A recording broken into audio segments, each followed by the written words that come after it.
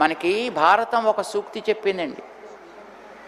ఎదటవాడు నీ విషయంలో ఎట్లా ప్రవర్తించాలి అని నువ్వు అనుకుంటావో నువ్వు ఎదటివాడి విషయంలో కూడా అట్లానే ప్రవర్తించవా. వాడు నిన్ను తిట్టద్దు అని అనుకుంటావు, నువ్వు ఎదటివాడిని తిట్టకు. వాడు నీకు అనుకూలంగా ఉండాలను, నువ్వు ఎదటివాడికి అనుకూలంగా ఉండు. ఎదటివాడు నిన్ను ఎట్లా గౌరవించాలని అనుకుంటావో నువ్వు ఎదటివాడితోటి అట్లా ఉండేట్టు ప్రవర్తించవయా అని మనకు ఒక సూక్తి చెప్తారు. ఈ విషయం విభీషణుడు చెప్పాడు రావణాసురుడితోటి, కానీ వాడికి బుర్రకెక్కల.